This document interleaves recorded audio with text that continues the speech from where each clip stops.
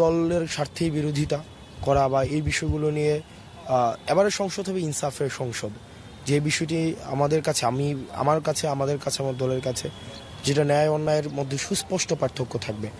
রাষ্ট্রের সাথে সাংঘর্ষিক, রাষ্ট্রবিরোধী, দেশের জনকল্যাণ বিরোধী, গণবিরোধী কোনো সিদ্ধান্ত গ্রহণ যদি এই সংসদ থেকে কখনো করার চেষ্টা করা হয়, সেটিকে অবশ্যই আমাদের যে গণতান্ত্রিক প্রক্রিয়া রয়েছে সেই প্রক্রিয়ায় সেটির বিরোধিতা অবশ্যই সেখানে থাকবে। একই সাথে সাথে গণমানুষের কল্যাণ সাধনের জন্য জনগণ আমাদেরকে যে ম্যান্ডেট দিয়েছে এবং পুরো বাংলাদেশের মানুষের আস্থা অর্জনের জন্য, বাংলাদেশের মানুষের স্বপ্ন বাস্তবায়নের জন্য আমরা কাজ করে যাব।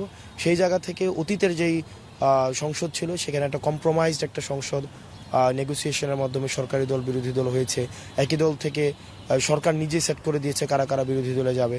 সেখানে আসলে জনগণের প্রতিনিধিত্ব ছিল না। আবার যেহেতু জনগণের প্রতিনিধিত্ব প্রতিষ্ঠিত হওয়ার পথে, সেই জায়গা থেকে আবার এই সংসদ আশা করছি এখনো পর্যন্ত অংশগ্রহণমূলক হবে। জি, যে হাসনাত আব্দুল্লাহ এতদিন আন্দোলনের জন্য রাজুতে যেতে বলতো, রাজুতে আয়, সেই হাসনাত আব্দুল্লাহ এখন কোথায় যেতে বলবে?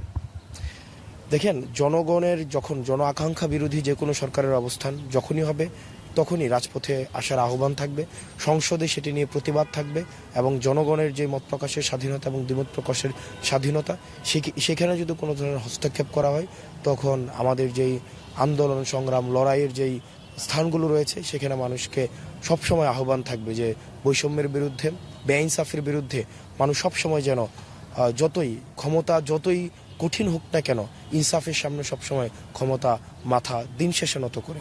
তো সেই জায়গা থেকে তাদের সবসময় আহ্বান থাকবে, শুধুমাত্র রাজু তো আমাদের প্রতিরোধের প্রতীক, রাজু আমাদের হচ্ছে বৈষম্যের বিরোধী প্রতিরোধের প্রতীক এবং বাংলাদেশের ফেসিবাদ বিরোধী এবং ক্ষমতা কাঠামোর বিরুদ্ধে সবসময় সরব যে স্থানটি ছিল সেটি হচ্ছে রাজু। তো সিম্বলিকভাবে বাংলাদেশের প্রচুর স্থান রয়েছে এরকম যেখান থেকে লড়াই সংগ্রাম উঠে এসেছে, প্রত্যেকটি জায়গাতেই সরব উপস্থিতি এবং অবস্থান এবং আহ্বান সবসময় থাকবে।